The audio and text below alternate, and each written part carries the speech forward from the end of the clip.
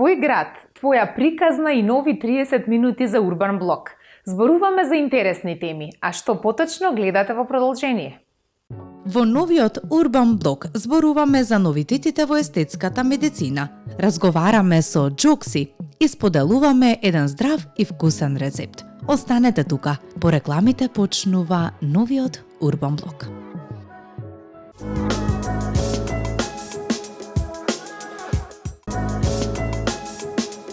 Првите минути ги одвоивме за еден урбан разговор.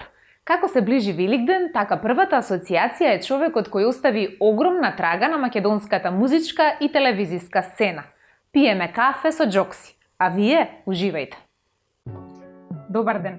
Денешниот наш гостин е музичар, легендарен радиоводител и човек кој со децении научи дека животот е најубав кога се пее со полно срце. Денеска со нас е единствениот Джина Папас Джокси. Джокси, добре дојде. Добро те нашол. Како си? Дали си добар? Одлично. Штом ќе видам вака црвена боја, јас веќе добивам нешто сила и нагода да зборам многу повеќе. Драго ми е. Од тебе. Драго ми е што денеска ќе имаме прилика да помуабитиме малку и да нашата публика дознае нешто повеќе за тебе. Океј. Па би започнале. Ајде да те вратиме малце назад во почетоците. Ќе збориме за Макакус. Како изгледаше скопската сцена во времето кога ја формиравте групата Макакус и дали тогаш сонувавте дека вашите песни ќе станат евергрини? Па тоа се крајот на 70-тите години. Тогаш најактуелни беа Лепи Сол. Потоа Лева патика, односно група Пу, Јаков Дренковски и да кажеме тука некаде 77 година веќе се формира Макакус како група која би требала да обедини неколку вида различни музички стилови. Значи, многу е тешко да со акустични гитари доловиш некој рок стил, меѓутоа ние сакавме, бидејќи, знаеш како, а некој чуе дека ти свириш на акустична гитара, сите мислат дека треба да е балада, дека треба да е некоја лесна песна, значи лигава. Так. Ти текне? Да. Сега ние не сакаме да бидеме такви, сакаме да бидеме поагресивни. И во тоа и успеавме. Работевме добри 7 години. 7 години постоеше. 7 години добри работевме и за тоа време воспоставивме еден нов стил на музицирање. Кога зборам нов стил, мислам на цела Југославија, не само на Македонија. Меѓутоа, повлековме една група музичари од Македонија кои почна на таков начин да музицираат. Веритас, Акустик, Позиција Мат, Рефина Куманово, и да не ги редам се другите. Жаклина Стевковска, Јаков Дренковски, Алјоша Симјановски. Добро, нека ми просто другите што не сум ги напомнил. Кога станува збор за Джина Папас Джокси, не може да се изостави феноменот на Великден сум се заљубил, меѓутоа многумина претпоставувам од нашите гледачи не знаат дека токму и вие се јавувате како автор на таа песна. Па, веќе имам приметено, многумина ја сипнале аудио верзијата и ја закачиле на YouTube. И тука веќе веднаш се прави прекршок. Пред се ниту добиле дозвола за такво нешто, меѓутоа кога ќе погледнете малку во содржините кои се во описот под видеото, ќе видите дека сосема погрешни податоци се внесени и за авторот. Ако можам сега да апелирам, така, нели? Така е. Значи, еве, затоа сме тука. Овој Великден, ако може, само нека го потпишат, значи авторот на музика и авторот на текст е Джина Папас Джокси. Сето она другоно се соработници на овие двајца. Така е, така е. Која е тајната на незината долговечност и дали очекувавте дека толков успех може да постигне? Па не во никој случај, затоа што на почетокот песната беше забранета, односно не забранета, него немаше дозвола за емитување на Радио Скопје. И автоматски, кога ќе добиеш некој отпор дека не си пожелен, веќе забораваш Така. на тој производ, за да сосема случајно се деси да се сретнам со главниот и одговорен уредник на касетната продукција на радио и телевизија Скопје, Јане Чебашија, кој беше запознаен со песната, затоа што тој е еден од оние кои беа на преслушување на таа песна за да добие дозвола за емитување на радио. И тој рече време е сега да ја пуштиме, и тоа беше 91 година, и така од тогаш наваму, значи без буткања, без фаќања врски и протекции, без политички влијанија, значи песната допре до народот и народот си ја негува колку има, 35-6 години. И не само на најголемиот христијански празник Великден, туку и постојано ја слушаме. Па, По секојдневије, така е, така е. Радиото представува ваша, да речам, долга љубов, одамнешни години. Долги години бевте гласот на радиото, и што е она што радиото го има, а телевизијата и социјалните медиуми го немаат? И никогаш нема ни да го имаат. Радиото е една посебна дисциплина во медиумите. Значи, таму може да си дадеш многу поголема слобода, да кажеме, на облекување. Значи, може да си дојдеш по тренерки, Никој не те гледа. Никој не те гледа. Полежерна е атмосферата, попуштена е. Само треба да си подготвен за таа емисија. Да, има моменти на импровизација, меѓутоа треба да бидеш подготвен и за таа импровизација. Сега, јас долго време бев водител на ноќната програма заедно со Јаков Дренковски. И не ни беше темата тешка, за да не можеш да учествуваш во неа, туку требаш само да изразиш желба за да отпееш некоја песна. Ние од тие снимените песни правевме топ листа и најинтересните 10 со најинтересните 10 и 10 еминентни македонски пеачи направивме добротворен концерт во Универзална сала. И сите оние приходи што ги добивме од концертот беа наменети за училиштето Златен Сремец и се не ми текнам како се вика ова училиште што е во Бутелва. Ја наполнивте салата? Салата универзална беше полна, значи 1500 души беа присутни, со купени влезници, пак без протекции, без некој да ти стои над глава дека мораш да ја купиш картата. Со парите купивме оние потребни материјали кои им беа потребни на училиштата, меѓутоа имаше и донации, да кажеме, јајца, пилешко, говецко, свинско месо. За вистинските потреби, значи за она што требало. Одлично. Пријателствата и естрадата, малце околу тоа да поразговараме. Во вашата кариера сте работувале со големи имиња, па со кој најблизок контакт имате, остварувате до ден и денес? Не знам на кого мислиш големи имиња кај нас. Па од нашата естрада, еве, кои би ги озвоиле вие. Од нашите големи, така. Добро. И за нашите можам и за надворешните да ве прашам. Не, за нашите, затоа што за надворешните ќе отидеме, ќе забегаме. Па вака, тие 80-тите години повеќе се движевме во тие рок. Рок, како да кажам, рок пријателство. Така. Сите наши пријатели беа членови на рок бендови. И тој период, значи првата половина на 80-тите години, можам да кажеме дека е најплодниот период на македонската рок музика. И тогаш кога требаше сето тоа да се развива за да биде во нешто посериозно и надвор од Македонија, затоа што ние пак имавме некоја пречка во сето тоа, јазикот ни беше голема пречка за да се презентираме надвор. Меѓутоа тоа е друго прашање. Сите тие рок концерти, сите тие рок настапи беа проследени со дружења, пријателства. Јас не можам да одбивам некој момент дека со некого сме се скарале или сме се заинатиле за нешто. Секој што било врз основа на она што сме го работеле. Значи, ако веќе свирам акустична гитара, дали може да дојде некој од нив да ни помогне на електрична да освири? дали ќе биде тоа бас, дали ќе биде устна хармоника. Имате И така. соработка до ден Значи денес? имаме соработка до несвет, што се вели. Веќе од 90-тите години наваму малку тоа дружење Поднамали. се понамали. Дојдоа сега нови ветришта дува, повеќе доаѓа до израз врските и подврските кои ќе тепа на фестивал. Тоа се разводни квалитетот кај нас и се направи една каша попара за која не би сакал да зборам многу. Меѓутоа, пријателството на оние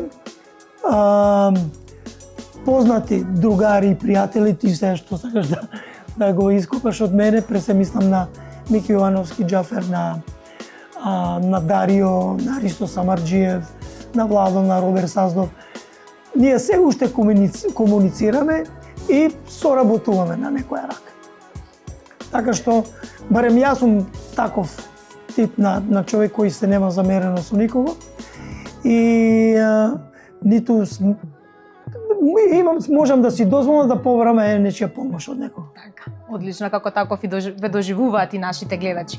Кажете ми, рок-н-ролот и кафаната, успеавте ли да го споите рокерскиот бунт и меракот за кафана? Имаат ли некоја...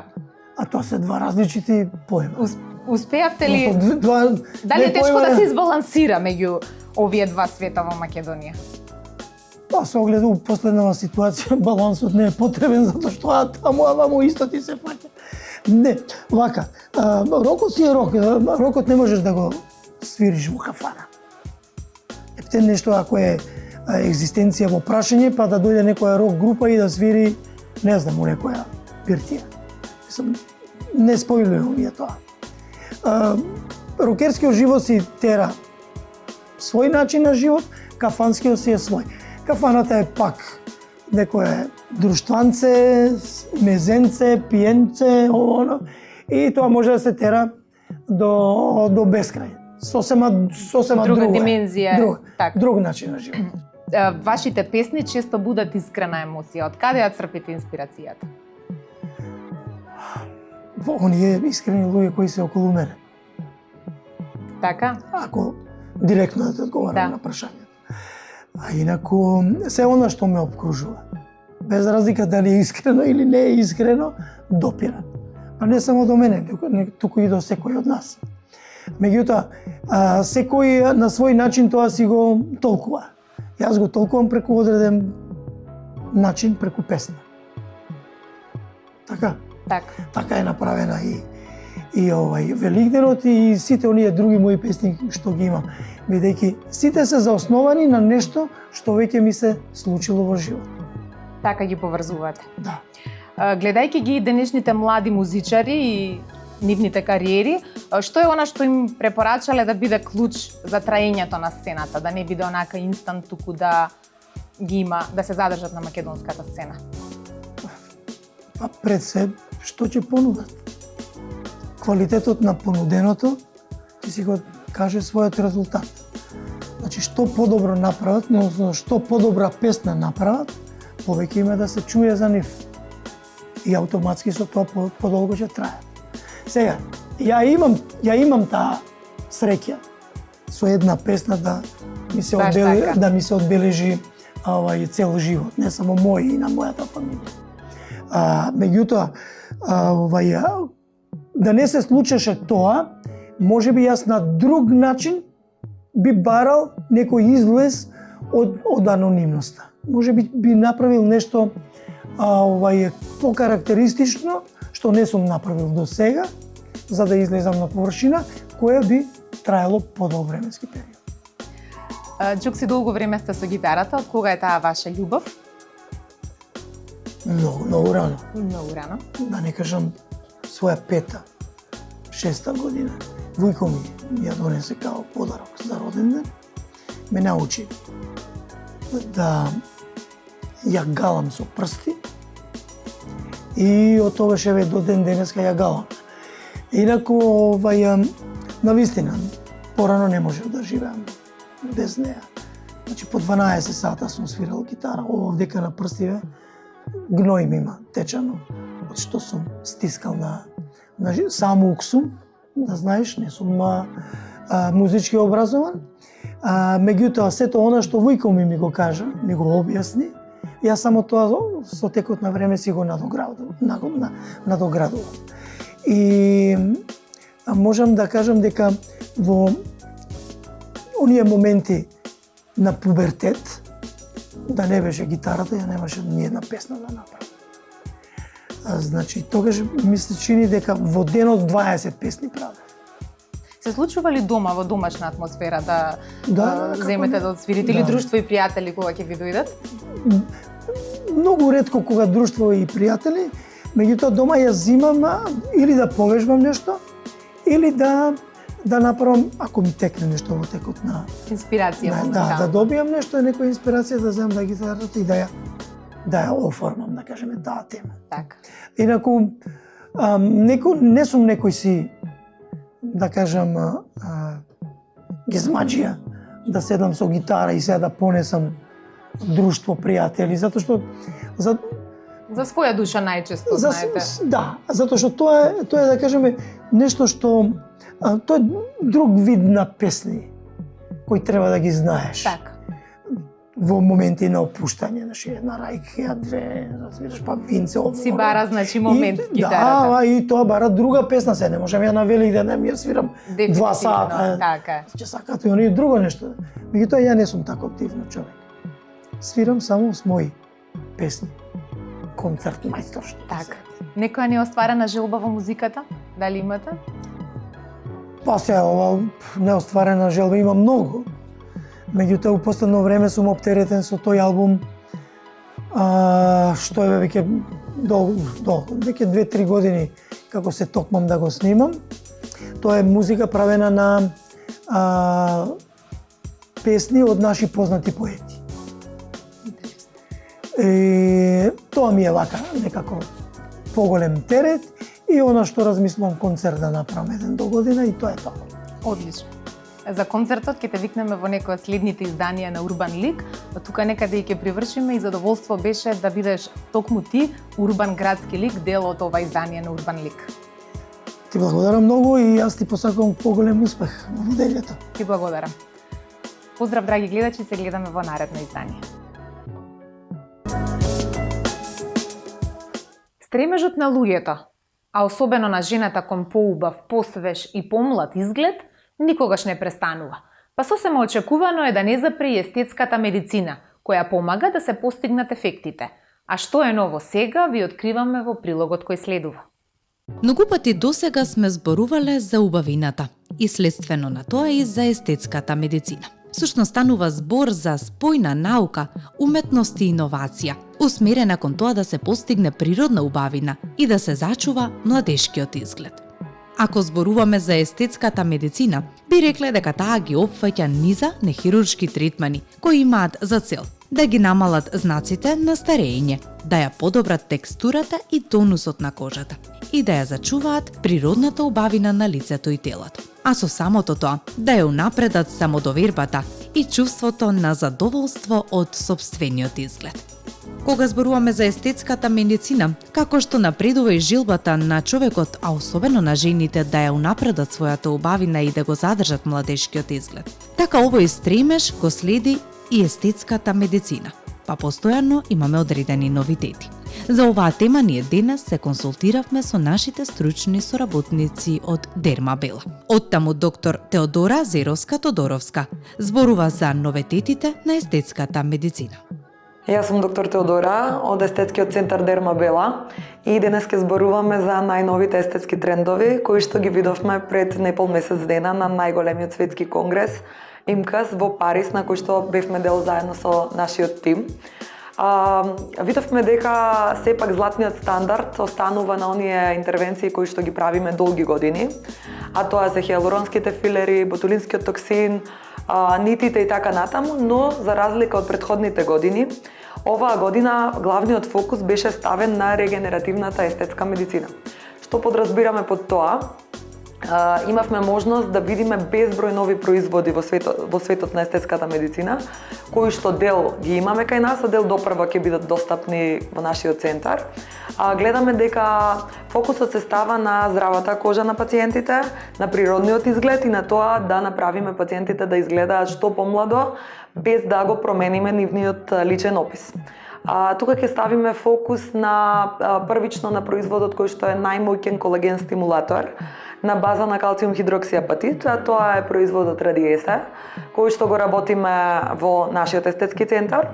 После тоа тука го спомнуваме производот кој што е наградуван на скоро секој конгрес, светски конгрес, а тоа е RRS Long Lasting од Skintech. Тоа е производ кој што обезбедува длабока хидратација, ремоделација на ткивото и го задржува тој природен изглед кон кој што целиме сите денеска. Исто така мора да ги споменеме Реванесе филерите, кои што исклучиво ги работиме во естетскиот центар Дермабела. Тие се разликуваат од другите хиалуронски филери по тоа што имаат продолжено дејство и се задржуваат во ткивото и до 2 години и со кои што добиваме фантастични природни резултати кои што пациентите ги обожаваат.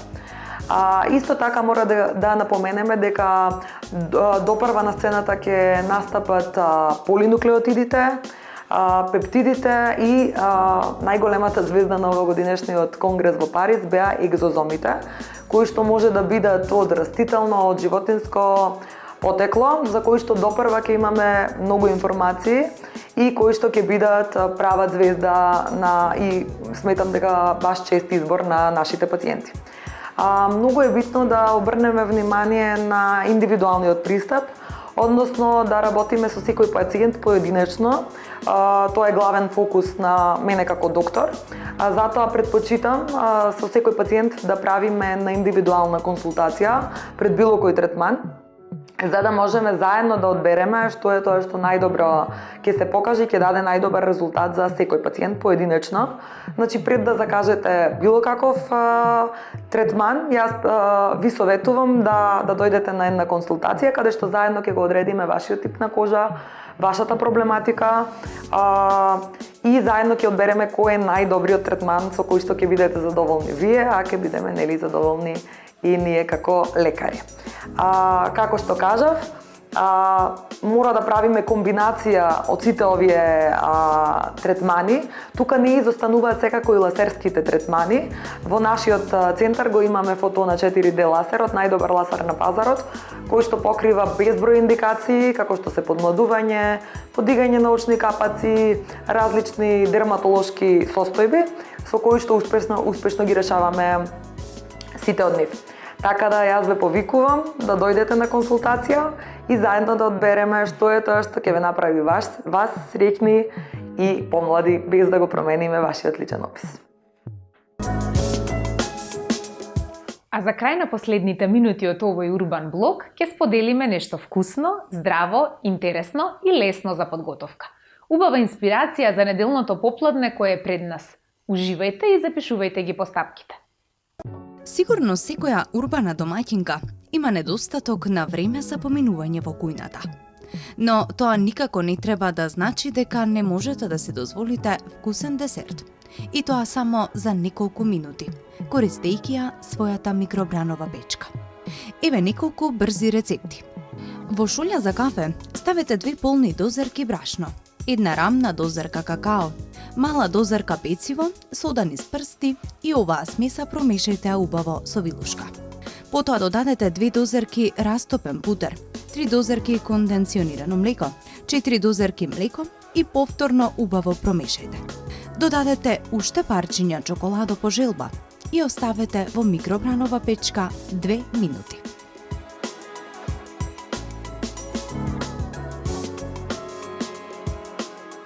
Еве и друга верзија. Во шолја ставете 2 дозерки растопен пудер, 3 конденционирано млеко, 4 дозерки млеко и промешајте. Потоа додадете 3 полни дозерки брашно, 1 дозерка какао, 1 мала дозерка пециво, сода и повторно убаво промешајте. Ни останува уште да додадеме крем, убаво да промешаме за состојките да се соединат. и во микробранова печка само 2 минути.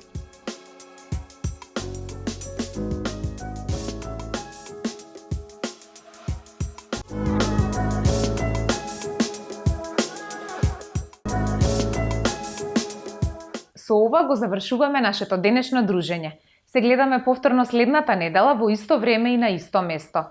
До тогаш не заборавајте да бидете урбани.